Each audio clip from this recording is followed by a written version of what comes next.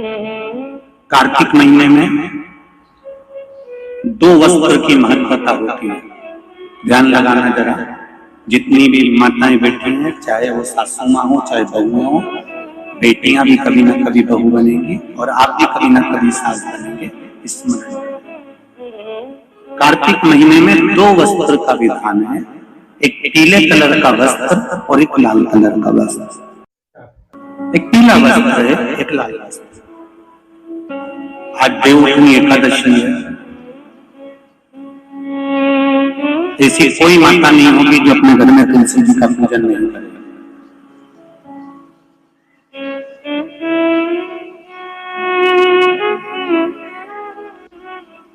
घर की मां यदि आज देवउठनी एकादशी के दिन लाल वस्त्र, वैकुंठ, वैसे तो 25 दिन का महत्व बताया गया है स्कंद पुराण में, जो 5 दिन पीछे के होते हैं। अवलंबन से जो क्रम 25 दिन का चालू होता है, पूर्णिमा तक, वैकुंठ चतुर्दशी के क्रम तक, उसका जो महत्व, इन 5 दिनों की महत्वता वैसे स्कंद पुराण में कही गई है, पर आप समझें उसको। लाल वस्त्र अगर कार्तिक महीने में तुलसा महारानी पर ओढ़ाया जाता है और वही वस्त्र बाद में रख लिया जाता है संभाल कर, तो उस घर में किसी कर्म गति के कारण भी अगर अपशब्द निकल रहे होते हैं तो वो अपशब्द वो वस्त्र रोक लेता है। वो वस्त्र रोक, कौन सा वस्त्र? लाल वस्त्र, पीला वस्त्र। इन 5 दिन में अगर तुलसा महारानी को चढ़ाया जाता है और उसको रखा जाता है, तो जिस नारी के गर्भ से संतान नहीं भी हो रही होती है, उसके कक्ष में अगर वो वस्त्र कुछ दिन तक रखा रहता है तो ये निश्चित आती है कि गर्भ ठहरता जरूर है। ये पीले वस्त्र की और लाल वस्त्र की महत्वता कार्तिक महीने में। अब कई माताएं कहती हैं कि हमारे पास में लाल वस्त्र नहीं है, हमारे पास में इतना नहीं है, तो लाल कलर का लच्छा भी तो आता है, नाड़ा, बोलो आता है कि नहीं आता? लाल तुम्हारे घर में सिलाई करने का लाल कलर का धागा तो होगा, होगा ना कि नहीं होगा? लाल कलर का लच्छा तो होगा, नहीं होगा सफेद कलर का धागा तो होगा, उसको कंकु में लाल कर, पर उस वस्त्र की महत्वता को हम समझें। अब मैं आपको दूसरा उपाय बता रही हूँ, जो प्रबोधनी एकादशी यानी देव उत्थान एकादशी को ही करना है। यह भी पूज्य गुरुजी के द्वारा बताया गया है। यदि घर में 2-4 कमाने वाले हैं, पैसा आ तो रहा है पर रुक नहीं रहा है, तो एकादशी के दिन यह उपाय जरूर करें। यह उपाय करने से आपके घर में पैसा रुकने लगेगा और धन की कभी कमी नहीं होगी, धन संपदा में वृद्धि होगी। तो यह उपाय आप जरूर करें। तो क्या करना है, चलिए हम आपको बताते हैं। एकादशी के दिन एक तांबे का पात्र लें और 7 बेलपत्र ले लें। लोटे में गंगा जल भरना है और उसी पात्र में 7 बेलपत्र को डाल दें। जो भी घर के पास में शिव मंदिर है वहां चले जाएं। शिव मंदिर में शिव जी के सामने जो नंदी महाराज बैठे हैं, वह गंगा का जल नंदी महाराज को समर्पित करना है और वह जो 7 बेलपत्र है उसे शिव जी को समर्पित कर देना है। ऐसा करने से घर में कभी भी धन की कमी नहीं होती है और जो धन आ रहा है वह कभी भी गलत जगह पर नहीं जाता है। श्री शिवाय नमस्तुभ्यम, हर हर महादेव। पूज्य गुरु जी की कथा के अनुसार कार्तिक मास की एकादशी के दिन गुरु जी ने 2 वस्त्रों का महत्व बताया है, एक लाल वस्त्र और एक पीला वस्त्र। लाल वस्त्र कार्तिक मास में तुलसी में उड़ाने से जो कर्म गति के कारण घर में अपशब्द बोल रहे हैं, तो वह अपशब्द बोलना बंद हो जाता है और उस वस्त्र को संभाल कर रख दिया जाता है। दूसरा पीला वस्त्र, पीला वस्त्र को 5 दिनों में तुलसी में उड़ाना है और उसे जिस नारी की संतान नहीं है उसके कमरे में कुछ दिन रख देना है। इससे निश्चित ही उसे संतान की प्राप्ति होती है।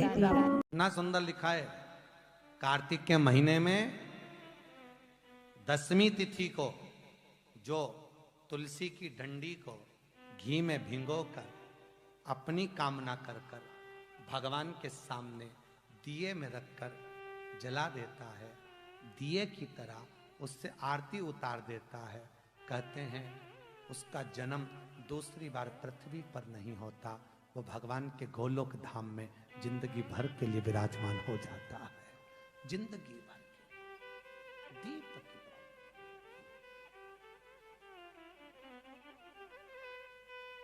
विष्णु पुराण किस किसने सुनी है? हाथ उठा। विष्णु पुराण का 5वां अंश कार्तिक खंड वर्णन करता है, या स्कंद पुराण का कार्तिक खंड को उठा लीजिए, वो वर्णन करता है 24 तरह के दिए होते हैं। कितने तरह के? 24 तरह के दीप होते हैं। उस दीप में सर्वाधिक श्रेष्ठ दीप होता है तुलसी दल का, तुलसी की डंडी से जो प्रकट किया गया। बत्तियों का भी क्रम है, एक लंबी बत्ती होती है, एक गोल बत्ती होती है। होती कि नहीं होती? लंबी और गोल। ये वाला स्पीकर बंद है, बार बार बंद हो रहा है, बार बार चालू हो रहा है, उसको देखिए जरा। बत्ती एक गोल होती है, एक लंबी होती है। गोल बत्ती और लंबी बत्ती में अंतर होता है, बहुत जमीन आसमान का अंतर है, बहुत ध्यान देना इसका। गोल बत्ती किस किस देवी देवता पे लगती है और लंबी बत्ती किस किस देवी देवता पे लगती है, तो स्कंद पुराण और विष्णु पुराण दोनों कहती है जो लंबी बत्ती होती है वो पितरों की जगह पर, पूर्वजों की जगह पर, पूर्वजों की जगह पर, बड़ के पेड़ के नीचे, पीपल के पेड़ के नीचे लंबी बत्ती का प्रमाण है। किसी देवी के स्थान पर, जो देवी की पूजन करते हैं, जगदम्बा की पूजन करते हो, पार्वती की करते हो, लक्ष्मी की करते हो, कुल देवी का स्मरण करते हैं, लंबी बत्ती का प्रमाण। और जो गोल बत्ती होती है वो गोल बत्ती का प्रमाण किसी हनुमान मंदिर, राम मंदिर, शिव मंदिर, जितने देवताओं के मंदिर हैं वहां पर गोल बत्ती का प्रमाण। लंबी बत्ती देवी के स्थान पर इसलिए जलाई जाती है क्योंकि देवी वंश की और लक्ष्मी की वृद्धि करती है, तो लक्ष्मी और वंश बड़ा होना चाहिए, लंबा होना चाहिए। और देवता के सामने गोल बत्ती इसलिए लगाई जाती है कि हमारा मन, ये चित्त, ये वृत्ति आपके चरणों में टिकी रहे और एक दिन हम भी वैकुंठ का वास करें, इसलिए गोल बत्ती लगाई जाती है। एक सहस्त्र बत्ती होती है, करें दर्शन कभी? यहाँ पे माताएं बैठ बैठ के बनाती रहती है 100 बत्ती, 108 बत्ती, 108 बत्ती बनाकर भगवान के सामने। उसका क्या प्रमाण है? कौन से पुराण में लिखा है कि 108 और सहस्त्रावली बत्ती लगाई जाए? तो स्कंद पुराण में कार्तिक खंड के अंदर स्पष्ट किया गया, सहस्त्रावली बत्ती, 108 लंबी बत्तियों का जो प्रमाण है, वो कहते हैं कि जिस व्यक्ति ने किसी तीर्थ को ना करा हो, पूरे तीर्थ नहीं गए हो, सारे तीर्थों का स्नान नहीं करा हो, किसी तीर्थ में दर्शन करने से वंचित रह गए हो, तो 108 बत्ती की एक बत्ती बनाकर किसी नारायण के मंदिर में, शिव मंदिर में, देवी के मंदिर नहीं, केवल देवता के मंदिर में अगर उसको घी में भिगोकर प्रज्वलित कर दिया जाता है तो सारे तीर्थों के दर्शन का फल उस जीव को प्राप्त हो जाता है। उसको सहस्त्रावली बत्ती,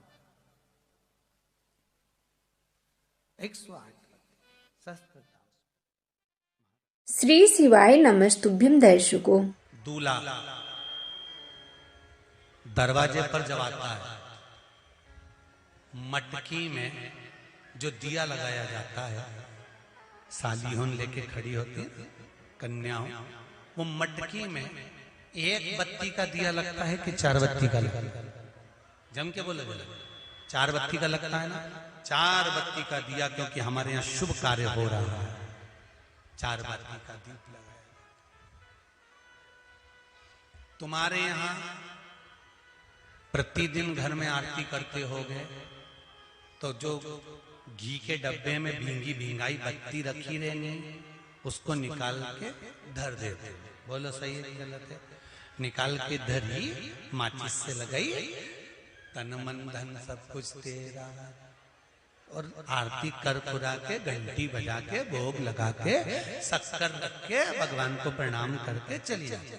अब तुम्हारे यहाँ सत्यनारायण भगवान की तुमने कथा करवाई, तो जो घी की बत्ती लगी वो तो लगी, उसके अलावा एक दिए में कपूर अलग से लगाया। मतलब कितनी बाती हो गई? एक घी की हो गई, एक कपूर की आरती हो गई। जजमान लोग यहाँ आरती करते हैं, उसके बाद में कपूर फिर जला देते हैं। उसका कारण क्या? अधिकता में फल प्राप्त करना, अधिकता में फल देना।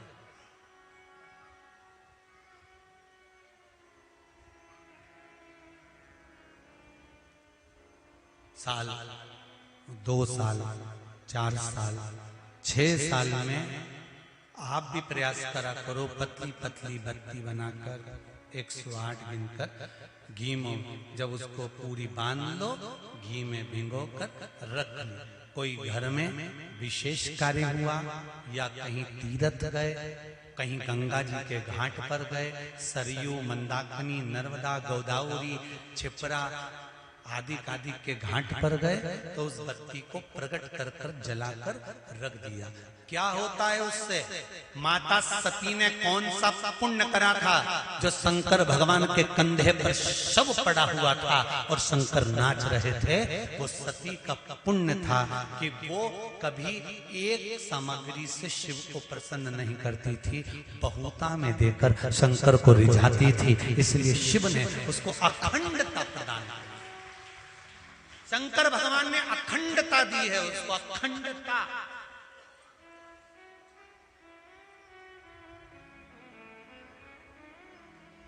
वल्ली देवी ने एक श्री शिवाय नमस्तुभ्यम दर्शकों, हर हर महादेव। स्वागत है आपका अपने YouTube चैनल में। दर्शकों, कार्तिक मास की 10वीं तिथि का बड़ा विशेष महत्व होता है। कार्तिक मास की 10वीं तिथि के दिन जो भी व्यक्ति तुलसी की लकड़ी का दीप प्रज्वलित करता है, उसकी सभी मनोकामना पूरी होती है। बहुत ही विशेष उपाय है दर्शकों, यह उपाय आपको 10वीं तिथि पे करना चाहिए।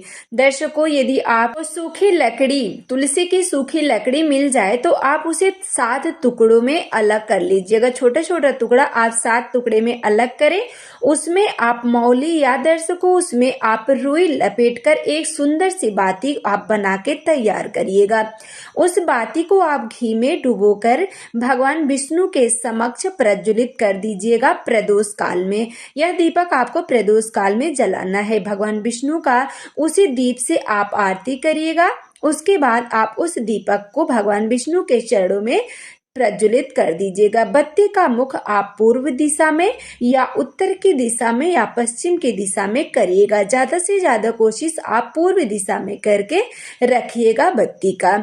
जो भी व्यक्ति इस दीपदान को करता है, कार्तिक महीने में उसके सभी कष्ट दूर होते हैं। जाने अनजाने में जो भी गलतियां हो जाती हैं, उसे भगवान विष्णु क्षमा कर देते हैं।